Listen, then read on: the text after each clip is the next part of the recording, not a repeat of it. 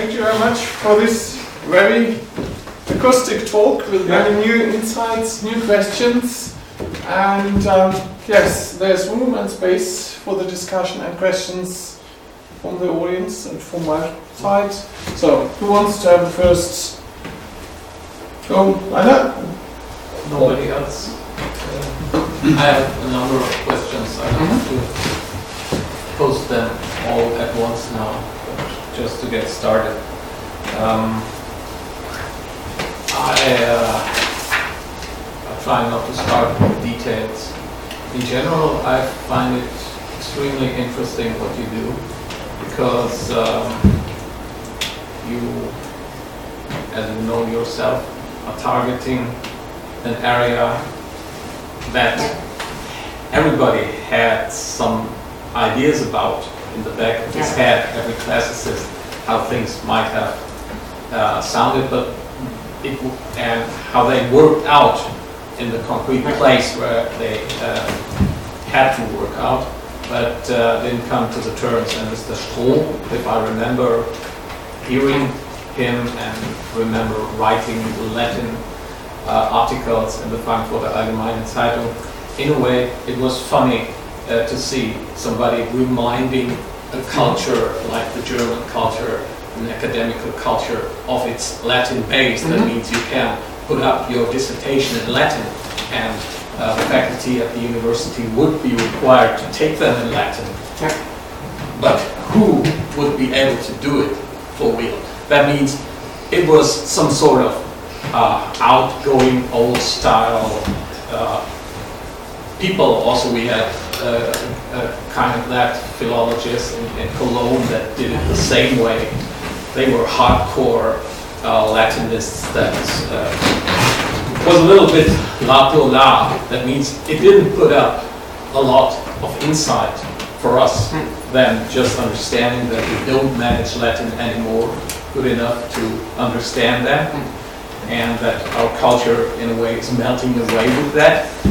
This is insight, but what can you do with it analytically? While you, with your sound system, so to say, the sound properties of rooms, are really going into it. But the question actually is, if you have all these kinds of relationships between different places, different seatings, and different situations, can't you make more of that? Or are you planning to formalize this into an overall picture? As far as we can reconstruct it.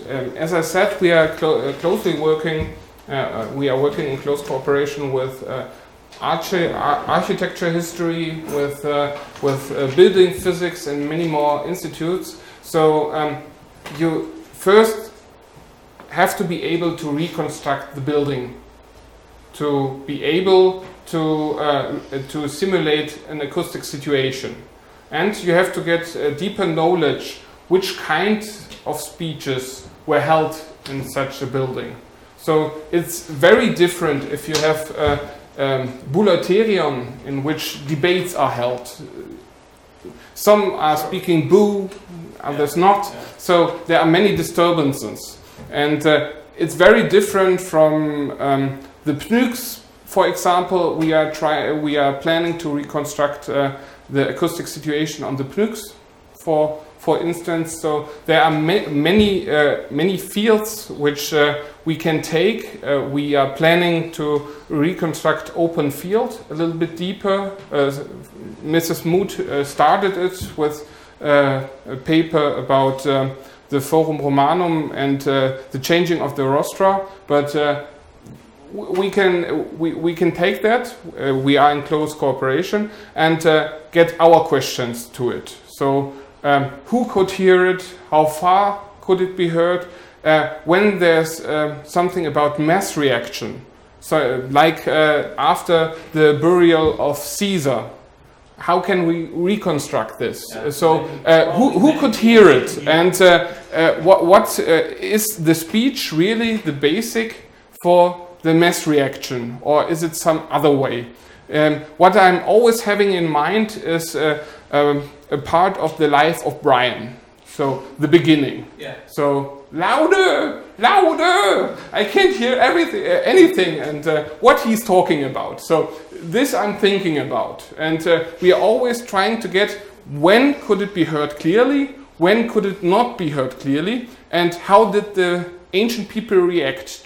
Did they try to better the situation, like Vitruvius, who at least tries to get some knowledge of acoustics, and when did they not? For example. It is interesting to note that, for example, you can take also the Trajan's column as a kind of parallel concept that you can see. You can only everybody, normal people could see less than 50% of it, but you saw the rest was there too. Yeah. And so if you see early movies of Lenin speeches in Russia, of course, so it is totally impossible that without a sound system, all those people around him were really able to hear it. So you have to think about some sort of communication core set and some sort of secondary reaction to a primary thing that people just could follow from a position where they didn't really get too much of what was being said. And this is very interesting as well, because it's the question: what was ritual? Could you actually hear? So, in which cases, for instance, in the medieval times, some things were ritual. Everybody knew when the king held his scepter or something like that, what to do. Or when the bishop, I'm always thinking about being in a church in the 12th century. I can't understand anything because it's Latin. But I know when the amen comes that I say amen, cross myself, and it's done. So this is a kind of ritual where it's not necessary that I get to hear everything. This is one point. And you can take this much farther. So this is very, very interesting to ask it. First of all, question on Vitruv and Curia Julia. I date Vitruv quite early, so just after Actium. But that would mean when you see the second step of the Curia Julia at 29, there would be 3 years between the building of the Curia and the writing of the text. So it could be that he refers to plans and everything, and what had happened later is something totally different with the building. So this would solve your problems. This may be one possibility. The second possibility might be that he referred to the Curia of Sulla, but it's the same shape. So this is tradition. What he's speaking about in the times of Sulla is the same in the times of Augustus, except for the size. It grows bigger, and maybe there is a different interior, more stucco in Republican times. But I spoke to my acoustic colleague, and he said if stucco is painted, its shapes become very similar to marble. If it's rough, then it's a completely different acoustic situation. But if you paint it or something like that, you don't have a rough surface. So the acoustic is similar, but it's a smaller size, and we have to get to know if the smaller size has any impact. So we try it with different sizes. This is work in progress. So now we are at Curia Julia, and we get back in time and look if it was a better debate situation in the times of Cicero, for instance. Regarding Vitruvius, I mean, there are, I don't know, 5 volumes of Vitruvius colloquia produced here also in the house, in the Archäologisches. And to say it a little bit polemically, these are 5 volumes in which from page 1 of volume 1 to the last page of the last volume, every speaker is trying to suppress his somehow for everlasting surprised that nothing that Vitruvius is talking about is fit to anything that is built in ancient Roman architecture. So I'm surprised to hear that you're trying. I mean, yeah, you can try to bring Vitruvius in line with things. He's not always out of line with things. What he's, for instance, describing about Roman houses are only Semitic houses in Pompeii 80 years before Vitruvius. None of that shit has been built when Vitruvius was alive. So, and even to try to say that anything that this guy is writing about Curia and meeting places is derived because he's living in Rome from the Curia Julia is really, I mean, if it doesn't fit, you don't need it to make it fit, because Vitruvius doesn't fit anyway, or he fits only in strange kinds of let's say, in strange kinds of workarounds that you have to find out about. It's not all baseless what he says, but mostly doesn't fit to the context he puts it in. And you have to find that out. So Vitruvius, if Vitruvius fits to something, you have to make the case for it. Okay. If it doesn't fit, I think it's normal procedure. And making a new Vitruvius society to find out what fits. Yeah, probably. Only because you were mentioning Ulrike Wolf-Breit, I mean, she knows about, I'm sure, because these volumes have been produced, and they are endless attempts of making sense of Vitruvius in terms of confronting it with, let's say, with a built record of Roman architecture, and mostly that doesn't work. That means what he is describing, and also to set up a new kind of standard that had to be followed and so on. I mean, it is with any other digital standards that somebody puts up, nobody follows it.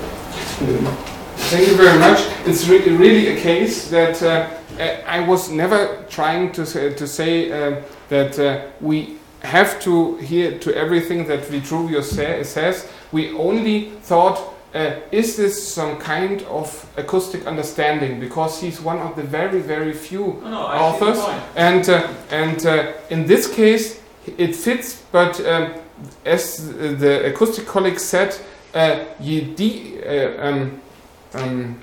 if the cornice was deeper, so made a second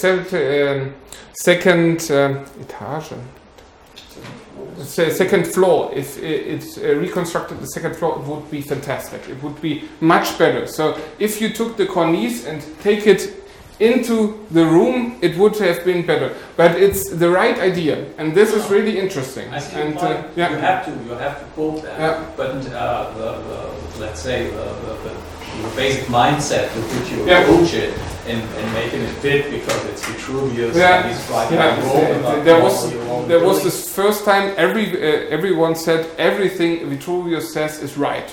And now we are in the time that everything that Vitruvius says. That was the 15th century in which everybody said everything was right. It's the book about Antike Rathäuser from Gerkan. He published a paper about Curia, and there he says it has to be this dimension because Vitruvius says it. Yeah, so this is the kind. Another question concerning speed. When I think of De Oratore, Cicero tells us about the variation of speed, and how important it is. Did you ever take this into account and think about varying speed for special parts? We are thinking about it, but it's currently not as much means. We don't have as much means as we should need.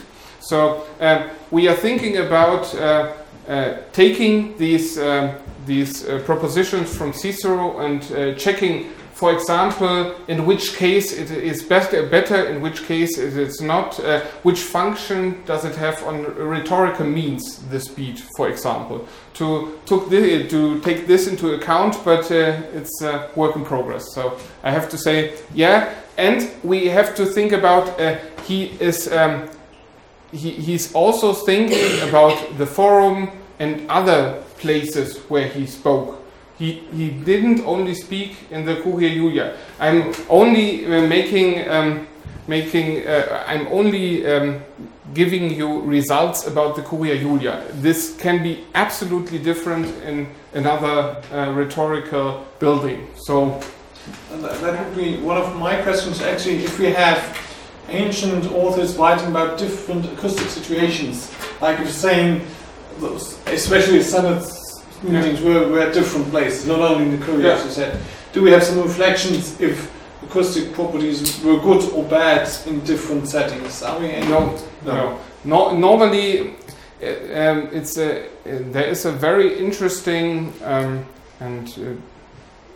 very good written dissertation about the voice in antiquity from Verena Schulz. She took her doctoral thesis under Winfried Stroh, and it's very interesting to talk with her because she says there's very little information that anyone gives about the voice, the loudness, or anything like this. It's always the person and the audience, and this is very interesting. But careful reading can sometimes give us some little hints, but you have to take the time to get to the careful reading. So we are collecting and are very grateful for any hints, but it's work in progress. So this is my standard sentence: work in progress.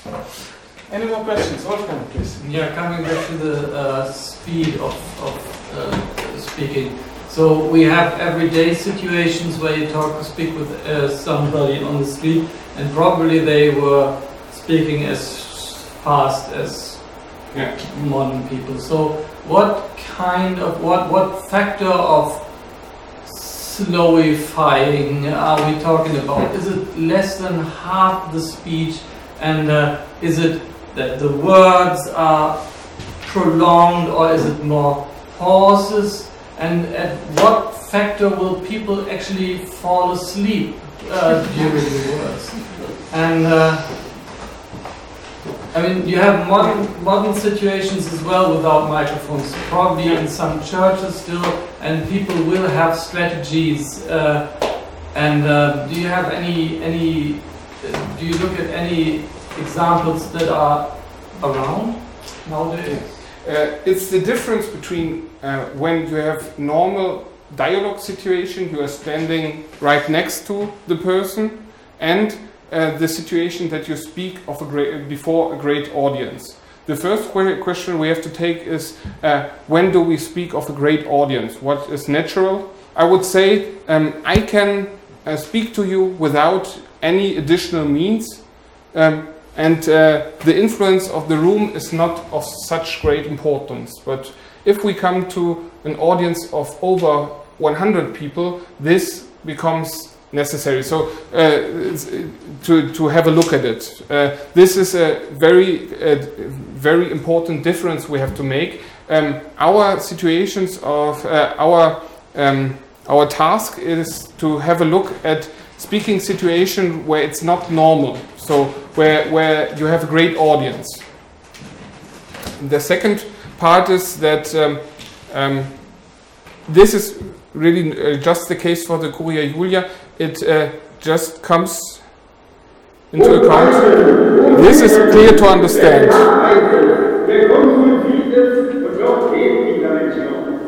So this you can take as normal or good to hear. But the problem is no one of the students and I myself could speak like this over half an hour. So it's really a problem to take this, to hold the speed. So we are trying to make tracks with this opera singer who is used to sing very long and force him to speak very slow. The second task is that now we are just recording without the person hearing what he says. What we are aiming to do is putting on headphones and letting him hear what he currently speaks in the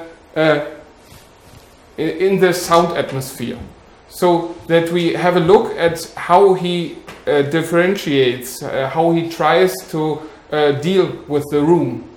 And this will be very interesting as well. So this is another point. At the current state, we can only say speak slower. We are way too fast. We are speaking way too fast, but we have no means to measure it because the person can't hear it and adapt to it at the current state. Is this kind of an answer to your question, or yeah? If it's different, just so. For example, if you take an amphitheater, yeah, where you can have more or less your normal speed of speech, because the acoustics is just good. How much slowing down of the speed will people actually tolerate? Yeah. You have to think about that this is a high society. It's not in the amphitheater. It's not the high society, not just the high society. It's the audience who's not used to getting to hear such long speeches. Here in this Kuria, we have trained speakers, trained listeners who will not get bored as soon as we are. So if you heard to speeches your whole childhood long, trained your speech your whole childhood long, you are getting used to this slower speech. You adapt to it because I think it's specific for the Curia Julia to present oneself as a senator who has the time to speak slowly, who can use the acoustics, the echo, and it's very different from the amphitheater. And just one addition, the amphitheater is very, very hard because you always have the same people at your back as in your front. The theater tries to make a cut and position the speaker right in front of his audience. The amphitheater, it's really hard. This is a point we are currently looking at. There were speeches in Byzantine times in the hippodrome. And how could they be held? So how could everyone hear when we have an audience which goes much about 6,000 people? Over 6,000 people. I mean, one question would be also why they actually choose this sort of seating for the Kuria and not choose the acoustically better Boulateon or Deon type. But they, probably for traditional reasons, they stick to that. But how did it develop traditionally? So what's the reason for such? I mean, it looks like the British Parliament, which has some own dynamics. But as you describe it, the dynamic in speech and talking and intermediates was different. So it's this is one point. Better acoustics. What is better acoustics? What you are used to.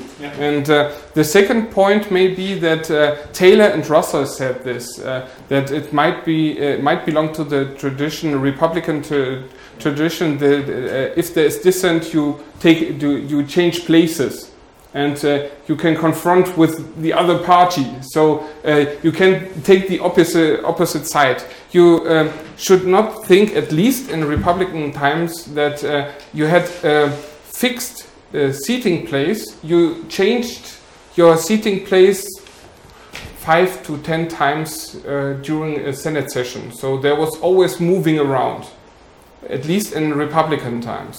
So this is very mobile too, and it might be that this is the two sides is due to the fact that you could take two sides or more sides and position yourself. Come to the person whose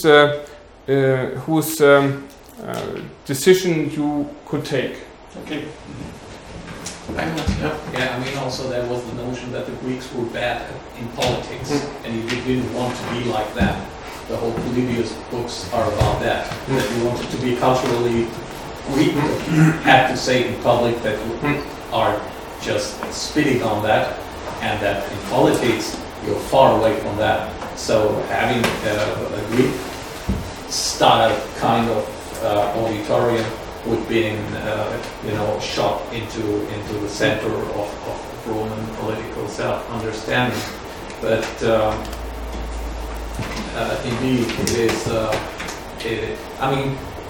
It would be interesting to try, because there is a typology of slow and fast spoken parts in ancient oratories, and if you can only in some examples map that on the political situation in which the speech has been given, which is probably impossible. But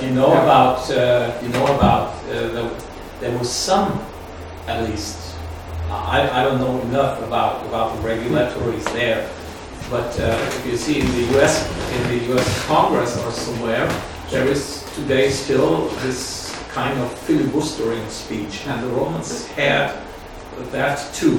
That means that you step up and try to kill the process by talking endlessly.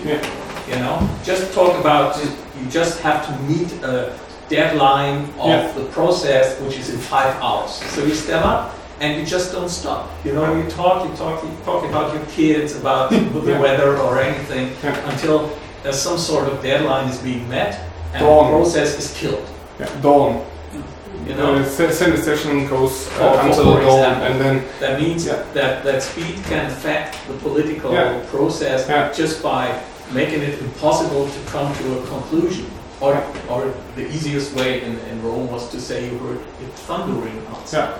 If you say it thundered, I heard it thunder, and somebody else could say, okay, I heard it too, then it could be that the session was over because it would have been easier. But naturally, if they say we didn't hear it, then you have to talk as long as possible. Just mapping the speed of oratories with political situations, that would be an interesting thing. And there are situations where in the parliament, in the German parliament, for example, that is impossible. You just get kicked when you did your 20 minutes or so. But there are traditional things like in I don't know if it's the Congress or the U.S. Senate where it isn't that way. You can filibuster, and then you kill the process. And Cicero says that in one oratory he accuses his counterpart making a speech for a few days to get his groups and allies together. So he uses the language for that. So this is just another case that the antique Roman audience was used to listening to very, very long speeches. Another part which we are looking at is it is quite hard to understand when it comes fast. But if you know the language very well, you can reconstruct much. It's as in churches or something like that. The question is, how long can you reconstruct it before the brain says, come on, I don't understand what's listening. So how long can you be fast before you have to become slow again? So this is another point we are looking at, but I'm not saying the sentence. Okay. Any more questions of the audience? No? I think we had a good discussions, and we have earned some cups of wine for long or short or quick speeches and further discussions. Thanks very much again, and join the wine and the nibbles with us together in the next room. Thank you very much.